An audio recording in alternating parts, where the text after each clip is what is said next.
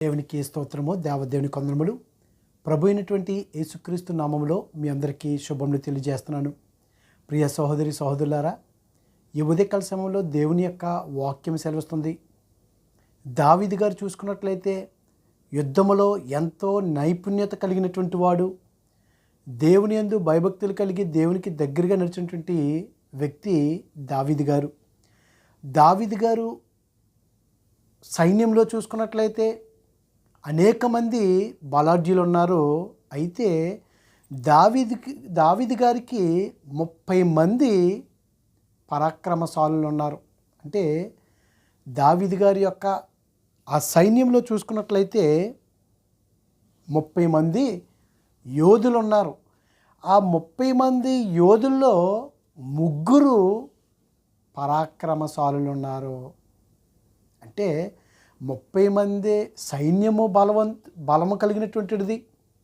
ఆ సైన్యంలో 30 మంది యోధులు ఉన్నారు. మళ్ళా 30 మందిలో 3 పరాక్రమశాలులు ఉన్నారు. 2 సమూయేలు గ్రంథము 23వ అధ్యాయంలో చూసుకున్నట్లయితే, దానికంటే ముందుగా హెబ్రీయులకు రాసినటువంటి పత్రిక 11వ అధ్యాయం 34వ వచనంలో, యుద్ధములో పరాక్రమశాలులైరి, అన్యుల సేనలను పారదోలిరి. అవును కదా, దేవుడు బలహీనల్ని బలపరిచేటువంటి గొప్ప దేవుడు. బలహీనటువంటి వారిని బలపరిచి యుద్ధములో పరాక్రమశాలులైరి, అన్యుల సేనలను పారదోలిరి. ఎందుకనంటే మనం దేవునికి దగ్గరకు ఉన్నప్పుడు యుద్ధము యెహోవాదే, మనము మౌనంగా ఉండటమే. ఇశ్రాయేలు ప్రజలు కూడా వారు నిజంగా యుద్ధానికి వెళ్ళినప్పుడు దేవుడు వారి పక్షాన నుండి ఎన్నో గొప్ప కార్యాలు చేశాడు. దేవుడు బోరలు ఊదితే డివిటీలు వెలిగించి నిజంగా గిద్యోను 300 మందిని తీసుకుని వెళ్ళి ఏ విధంగా విజయాన్ని సాధించాడు మిద్యానీలతోటి. అంటే దేవుడు మనకు తోడుగా ఉన్నప్పుడు ఆయన ఏ పరిస్థితులను సరే మార్చగలిగినటువంటి గొప్ప దేవుడు మన దేవుడు. ఈ ఉదయకాల సమయంలో కూడా ఈ 30 మంది యోధుల్లో 3 పరాక్రమశాలులు ఉన్నారు కదా. 23వ అధ్యాయం 2 సమూయేలు 23:8 నుంచి చూస్తే, దావీదు అనుచరుల్లో బలాఢ్యులు ఎవరనగా యోషే, బెత్షెబెతను ముఖ్యుడగు తక్మోనీయుడనే ముఖ్యుడు ఉన్నాడు. అతడు ఒక యుద్ధంలో 800 మందిని హతము చేశాను. ఈ తక్మోనీయుడు చూసుకున్నట్లయితే యుద్ధంలో 800 మందిని హతము చేశాడు. ఇతని తరువాతి వాడు అహోయుడైన దోదో కుమారుడైన ఎలియాజరు. ఇతడు దావీదు 3 బలాఢ్యులలో ఒకడు. యుద్ధమునకు కూడి వచ్చిన ఫిలిస్తీయులు ఇశ్రాయేలును తిరస్కరించి ఢీకొని వచ్చినప్పుడు ఇశ్రాయేలు వెళ్ళిపోగా ఇతడు లేచి చెయ్యి తిమ్మిరిగొని కత్తి దానికి అంటుకొని పో వరకు ఫిలిస్తీయులను హతము చేసి వచ్చాను. ఈ యొక్క ఎవరు దోదో కుమారుడైనటువంటి ఎలియాజరు చెయ్యి తిమ్మిరెక్కిపోయేంత వరకు చేతికి కత్తి అలాగ అంటిపోయిందంటండి. అలాగ అంటికిపోయి అలాగా యుద్ధం చేస్తూనే ఉన్నాడంట. ఎలియాజరు ఏం చేశాడు? బలాఢ్యుల్లో ఒకడు యుద్ధంలోకి కూడి వచ్చినప్పుడు ఫిలిస్తీన్లు చేయి తిమ్మిరుకొని కత్తి దానికి అంటుకొని పో వరకు ఫిలిస్తీన్లను హతము చేయుచు వచ్చాను. ఆ దినమున యెహోవా ఇశ్రాయేలుకు గొప్ప రక్షణ కలుగజేశాను. అవును కదండి, మనం నిజంగా దేవుని యందు భయభక్తులు కలిగి దేవునికి దగ్గరగా నీతిగా న్యాయంగా యథార్థంగా జీవించినట్లయితే దేవుడు వారికి ఏం చేస్తాడో రక్షిస్తాడో, రక్షణ కలిగి చేయవాడు. అయితే దోపుడు సొమ్ము పట్టుకొనుటకు మాత్రము జనులు అతని వెనుక వచ్చిరి. ఇతని తరువాతి వారెవరనగా హరారీయుడగు అగే కుమారుడైన షమ్మా. ఈ ఉదయకాల సమయంలో చూసుకున్నట్లయితే హరారీయుడగు ఆగే కుమారుడైన షమ్మా. అంటే షమ్మా అనగానే దేవుడు మన మధ్యలో ఉన్నాడు. ప్రియా సహోదరి సహోదరా, మనం ఎక్కడికి వెళ్తున్నా, ఏ పని చేస్తున్నా సరే, ఏ విషయంలోనే సరే, నువ్వు ఒకవేళ కటిక చీకట్లో ఉన్నా, నువ్వు ఏ పరిస్థితులు ఉన్నప్పటికీ కూడా నిజంగా దేవుడు మన మధ్యలో ఉంటాడు. అందుకే ఇక్కడ షమ్మా అనగానే మన మధ్యలో ఉన్నవాడు, మన మధ్యలో ఉన్నవాడు. మనం ఎప్పుడైతే దేవునికి దగ్గరగా ఉంటామో దేవుడు కూడా మనకి దగ్గరగా ఉంటాడో. ఈ షమ్మా చూసుకున్నట్లయితే ఫిలిస్తీయులు అలచందన చేనులో గుంపు కూడగా, అలచందన చేనులో గుంపు కూడగా జనులు ఫిలిస్తీయులు ఎదుట నిలవలేక పారిపోయారంట. ఇశ్రాయేలు ప్రజలు అలచందన ఆ యొక్క చేనులో ఉన్నప్పుడు ఫిలిస్తీయులు ఎదుట వారు నిలవలేక పారిపోతే అప్పుడు ఇతడు ఎవరు, షమ్మా అని యొక్క వ్యక్తి ఆ చేని మధ్యన నిలిచి ఫిలిస్తీయులు దాని మీదకి రాకుండా వారిని వెళ్ళగొట్టి వారిని హతము చేయటం వలన, చూడండి, చేను మధ్యలో నిలబడ్డాడు. నిలబడింది ఎవరు, షమ్మా. అంటే మన మధ్యలో ఉన్నాడు, ఇశ్రాయేలు మధ్యలో ఉన్నాడు, దేవుని మధ్యలో ఉన్నాడు, దేవునికి దగ్గరగా ఉన్నాడు. అతను ఆ అలచందన చేనులో నిలబడి ఉంటే మధ్యన నిలిచి ఫిలిస్తీయులు దాని మీదకి రాకుండా వారిని వెళ్ళగొట్టి వారిని హతము చేయటం వలన యెహోవా ఇశ్రాయేలుకు గొప్ప రక్షణ కలుగజేశాను. చూడండి, దేవుడు నిజంగా ఎవరు ఎన్ని పన్నాగాలు వేసినా శత్రువు తన బిడ్డల మీదకి ఏ విధంగా రావాలని చూసినా సరే, చూసారా, 30 మంది యోధుల్లో 3 పరాక్రమశాలులు ఉన్నారంటే, బలాఢ్యులు ఉన్నారంటే, మొట్టమొదటిగా తక్మోనీయుడు, రెండోవాడు ఎలియాజరు, దోదో కుమారుడు ఎలియాజరు, మూడో అతను హరారీయుడగు, ఇతని తాత పేరు హరారీయుడు, ఆగే కుమారుడైనటువంటి షమ్మా. ప్రియ సహోదరి సహోదరుడా, షమ్మా అనగానే మన మధ్యలో ఉన్నటువంటి వాడు, మన మధ్యలో ఉన్నవాడు. ఈ దినాన్న యెహోవా షమ్మా, మన మధ్యలో ఉన్నాడు దేవుడు అని నువ్వు నమ్మినట్లయితే ఆయన మన మధ్యన ఎప్పుడు కూడా ఉండేటువంటి దేవుడు. అది మనం నమ్మాలి. కానీ ఈ పాప లోకంలో జీవిస్తున్నప్పుడు మనోనేత్రాలు ముయ్యబడి దేవుడు మన మధ్యలో లేడని అనేక మంది ఎంత భయంకరంగా వారు జీవిస్తున్నారో. ఈ దినాల్లో కూడా క్రైస్తవుల్ని ఏ విధంగా వారిని నశింపచేస్తున్నారో, అంటే మన మధ్యలో ఉన్నాడు దేవుడు, మన మధ్యలో ఉన్నాడు, మనల్ని చూస్తున్నాడు అని వారిలో గ్రహింపు లేదు. వారు భయంకరంగా జీవిస్తున్నారంటే క్రైస్తవుల్ని చంపుతున్నారు. కానీ ఒక దినం వస్తుంది, ఇదిగో షమ్మా ఆ అలచందల చేనులో నిలబడినప్పుడు ఫిలిస్తీయుల్ని ఎవ్వరు కూడా రానివ్వకుండా వారిని హతము చేశాడు. దేవుడు ఇదిగో గొప్ప రక్షణ కలిగజేశాడు ఇశ్రాయేలు మధ్యన. అదేవిధంగా దావీదు గారు మరియు 30 మంది అధిపతులు శ్రేష్ఠులైన 3 కోతకాలమున అదుల్లాము గుహలోనున్న దావీదు వద్దకు వచ్చినప్పుడు ఫిలిస్తీయులు రెఫాయిము లోయలో దండు దిగి ఉండిరి. దావీదు దుర్గములో ఉండెను. ఫిలిస్తీయుల దండు కావలివారు బెత్లెహేములో ఉన్నారంట.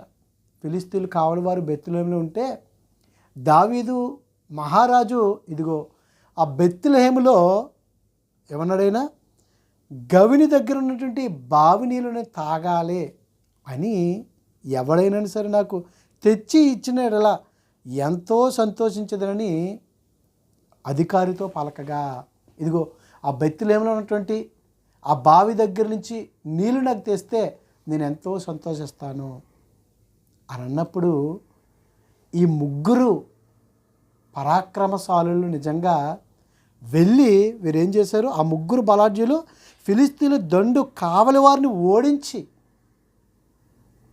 నిజంగా వీరు ఎంత బలాఢ్యులండి, ఆ కావలి ఉన్నటువంటి వారందరినీ కూడా హతము చేసి దావీదు గారికి ఆ యొక్క బెత్లెహేము బావి దగ్గర ఉంటే నీళ్ళు తీసుకొచ్చి ఇచ్చారు. కానీ దావీదు గారు ఆ నీళ్లు తాగలేదు, కానీ ఏం చేశారైనా, అయితే అతడు ఆ నీళ్లు త్రాగుటకు మనసు లేక యెహోవా సన్నిధిని పారబోసి, యెహోవా, నేను ఇవి త్రాగను, ప్రాణమునకు తెగించిపోయి తెచ్చిన వారి చేతి నీళ్లు త్రాగుదినా. ఈ ముగ్గురు కూడా చూడండి ప్రియ సహోదరి సహోదరులారా, ఈ ఉదయకాల సమయంలో మనం దేవుని కొరకు మనం ఎంతకని సరే తెగించవచ్చు. మరి ఆ దినాల్లో ఆదిమ అపోస్తులు మరి నిజంగా, లేకపోతే దేవుని యందు భయభక్తులు కలిగినటువంటి భక్తులు కూడా వారి యొక్క ప్రాణాలని అర్పించడానికని సరే వారు వెనకడుగు వేయలేదండి.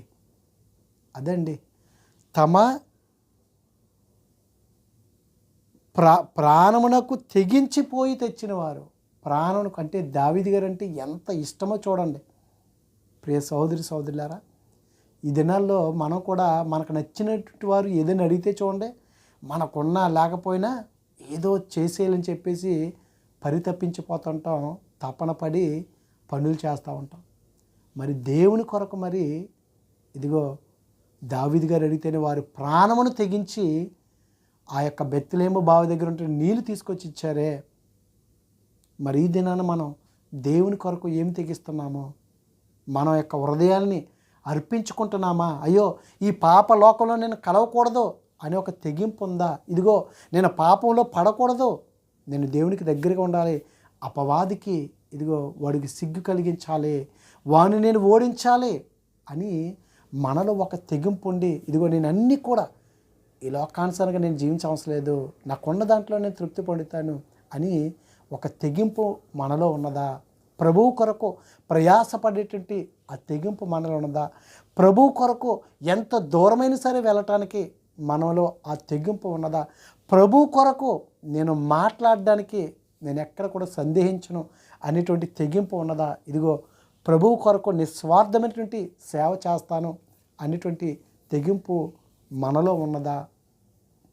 సమయమైనా సరే, సమయమందున అసమయమందునైనా సరే నేను దేవుని కొరకు నేను పని చేస్తానని ఆ తలంపు, ఆ తెగింపు మనలో ఉన్నదా?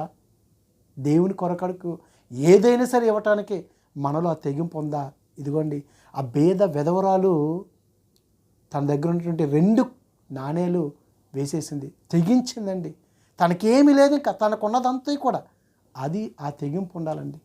దేవుని కొరకు ఆ తెగింపు ఉండినట్లయితే ఇదిగో బర్నబా కూడా, హెచ్చరిక పుత్రుడు అయినటువంటి బర్నబా గారు కూడా తన మిగుల భూములు కలిగినటువంటి వాడు, అన్నీ కూడా అమ్మేశాడు, అపోస్తుల పాదాల దగ్గర పెట్టాడు. అతనే కాదు, ఆదిమ సంఘంలో వారందరూ కూడా వారి కలిగినటువంటి ఇండ్లను అన్నీ కూడా అమ్మేసి అపోస్తుల పాదం పెట్టారంటే తెగించారు. దేవుని యొక్క పరిచర్య కొరకు మేము ఎంతకైనా సరే తెగిస్తామో అని.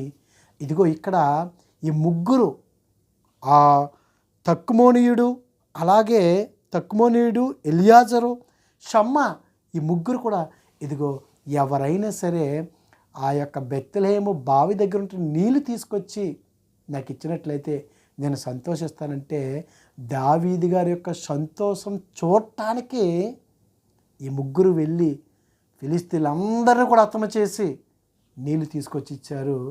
కానీ అది దేవుని సన్నిధిలో ఆయన పారబోసి, దేవా వారి ప్రాణాన్ని తెగించి మరీ తీసుకొచ్చారు, అటువంటి నీళ్ళు నేను తాగకూడదని దావీదు గారు అయితే తాగలేదు. కానీ ప్రియ సహోదరి సహోదరుడా, ఈ ఉదయకాల సమయంలో మనలో ఏ తెగింపు ఉన్నది?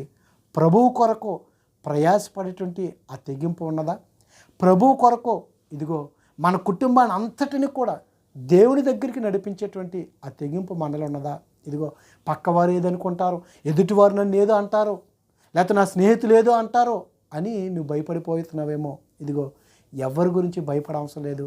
ఇదిగో దావీదుని సంతోషపెట్టడానికే వారి ప్రాణాలను సైతము లెక్క చేయకుండా తెగించారంటే దేవుని యొక్క వాక్యం సెలవుస్తుంది ఇక్కడ, ప్రాణమునకు తెగించిపోయి తెచ్చిన వారి చేతి నీళ్ళు త్రాగుదునా. ఆ ముగ్గురు బలాఢ్యులు ఈ కార్యము చేసిరి. ప్రియ సహోదరి సహోదరా, దేవుని కొరకు మనం ఏ కార్యములు చేస్తున్నామో, మనమేమైనా త్యాగం చేస్తున్నామా? మనలో ఏదైనా ఒక తెగింపు ఉందా? ఇదిగో ప్రభు పని ఇంతవరకు నేను సగమే చేశాను, ఇదిగో ప్రభు కొరకు నేను ఏమీ చేయలేకపోతున్నాను, ప్రభువా నాలో ఒక తెగింపు నాకు దయచేయండి. నీ కొరకు నేను ఏదైనా సరే తెగించటానికి నాకు ఆ మనసు నాకు దయచేయండి అయ్యా అని మనం అడిగినట్లయితే, ఆ దినాల్లో వారందరూ కూడా ప్రాణాలకే తెగించారు. వారు అపోస్తులు అందరూ కూడా, భక్తులందరూ కూడా. ఈ దినాన ఇదిగో దేవుని కొరకు నువ్వు ఒక అడుగు ముందుకు వేసినట్లయితే, ఇదిగో ప్రభువా నీ పనిలో నేను ఎల్లప్పుడూ కూడా ఉంటానయ్యా, అనేక మందికి నేను మాదిరికరంగా ఉంటానని నీలో ఒక తెగింపు ఉన్నట్లయితే, ఈ షమ్మ కూడా అలచందిని శ్రేణిలో ఉన్నటువంటి ఆ ఫిలిస్తీన్లు ఎవరు కూడా రాకుండా తెగించాడు, తన ప్రజల్ని రక్షించాడు. దేవుడు తోడుగా ఉండి ఇదిగో ఆయనలో తెగింపు ఉన్నది కనుక ఇశ్రాయేలు ప్రజలకి రక్షణ కలిగజేశాడు. ఇశ్రాయేలు ప్రజల నుండి ఆ యొక్క శ్రమ నుండి ఈ షమ్మ తప్పించాడంటే, మన మధ్యలో ఉన్నవాడు ఇదిగో దేవుడు కూడా మన మధ్యలో ఉన్నాడు. మనం నమ్మినట్లయితే దేవుడు గొప్ప కార్యం చేస్తాడు. అటువంటి కృప దేవుడు మనందరికీ అనుగ్రహించునుగాక. ఆమేన్. పరిశుద్ధుడా, ప్రేమగల తండ్రి, మహిమగల దేవానికి స్తోత్రాలు దేవా. ఇదిగో తండ్రి, దావీదు గారి యొక్క 30 మంది యోధుల్లో ప్రభా మరి 3 ప్రభా పరాక్రమశాలులు ఉన్నారయ్యా. ఇదిగో తండ్రి, వారు దేవా ఏ పని చేయడానికైనా సరే వారిలో తెగింపు ఉన్నదయ్యా. ఈ దినాన్ని మేము ప్రార్థనకు వెళ్ళాలంటే మాలో తెగింపు లేదయ్యా. ఇదిగో తండ్రి, నీ వాక్యం చెప్పాలంటే తెగింపు లేదయ్యా. ఇదిగో తండ్రి, నీ యొక్క బిడ్డలతో మాట్లాడాలంటే అనేక మందికి తెగింపు లేదయ్యా. ఇదిగో తండ్రి, మేము నీ పని చేయటానికి ముందుకు కొనసాగడానికి మాలో తెగింపుని దయచేయండి, నీ కృపలో భద్రపరచమని. ఇదిగో దేవ, నీ సేవకులు ప్రభా ప్రవీణ్ పగడాల గారు వారి యొక్క సంపూర్ణ కుటుంబానికి ఆదరణ ఓదార్పును మీరు దయచేయమని. ఇదిగో దేవ, దుష్టుడిని ప్రభా మీరు బంధించండి, సహాయం దయచేయండి. నీకు మరుగైనది ఏది లేదు. నువ్వు సమస్తమును చూస్తున్నటువంటి గొప్ప దేవుడు. నీ కార్యమును జరిగించి నీ నామమునకు మహిమ ఘనత ప్రభావం పొందుకోమని వారి సంపూర్ణ కుటుంబాలకి, స్నేహితులకి, బంధువులకి ప్రభా సేవకులకి అందరికీ ఆదరణ ఓదార్పు మీరు దయచేయమని క్రీస్తు నామములో అడిగిన పరమ తండ్రి. ఆమేన్, ఆమేన్. God bless you all.